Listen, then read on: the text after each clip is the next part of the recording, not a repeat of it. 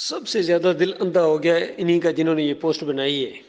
آپ تو خیر شیئر کر رہے ہیں، آپ کو تو ہوش ہی نہیں ہے کن کی پوسٹیں شیئر کرتے رہتے ہیں، کیونکہ ایک اچھی بات کے ساتھ جب 100 گمراہیاں پھیلیں گی تو وہ بھی آپ کے اکاؤنٹ میں جائیں گی۔ اس لیے آنکھیں کھول کے دین کا کام کرو۔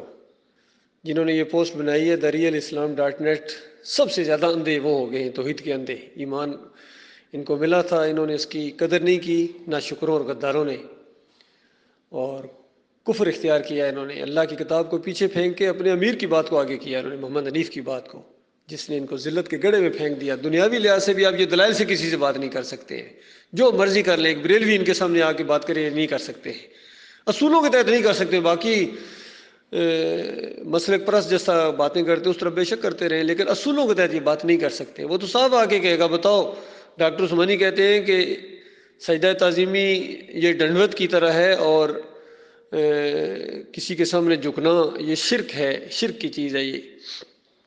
اور یوسف علیہ السلام کو نہیں بلکہ اللہ کو ہوا تھا، سجدہ شکر ہوا تھا، اور جو یوسف علیہ السلام کو سجدہ مانتا ہے اس کا ایمان خراب ہے، وہ یہ کہہ رہے تھے۔ اور تمہارے محمد حنیف کہتے ہیں کہ جو یوسف علیہ السلام کو سجدہ نہ مانے وہ تو اس سے ناواقف ہے، ایمان سے خالی ہے۔ بتاؤ ان دونوں میں سے کون کافر تھا؟ تو بتاؤ ڈاکٹر عبداللہ عمر، تمہارے پاس کوئی جواب ہے اس کا؟ کوئی جواب نہیں تمہارے پاس، سوائے اس کے یوں یوں یوں آگے سے کرو گے، منہ لٹکا ہوا ہوگا تمہارا۔ ہمارے پاس جواب ہے، ہم کہیں گے ڈاکٹر عثمانی رحمۃ اللہ علیہ کا عقیدہ قرآن کے مطابق اور محمد حنیف کا عقیدہ قرآن کے خلاف۔ ہم نے اس کی زندگی میں اس کو طاغوت کہا تھا، اور اس کو توبہ کی دعوت دیتے رہے تھے کہ مان جاؤ، اللہ کی بات کو مان جاؤ۔ اگر تم مر گئے تو اپنی ذلت تو تمہاری ہو گئی، جماعت کو بھی ذلت کے اندر دنیا اور آخرت میں پہنچاؤ گے۔ تو ہم نے تو دنیا میں اس کو للکارا تھا، ہمارے سے کوئی تعلق نہیں ہے۔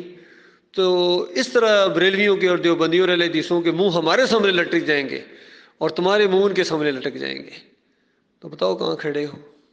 تو یہ معاملہ ہے ان کا، سب سے زیادہ توحید کے اندر یہ ہے۔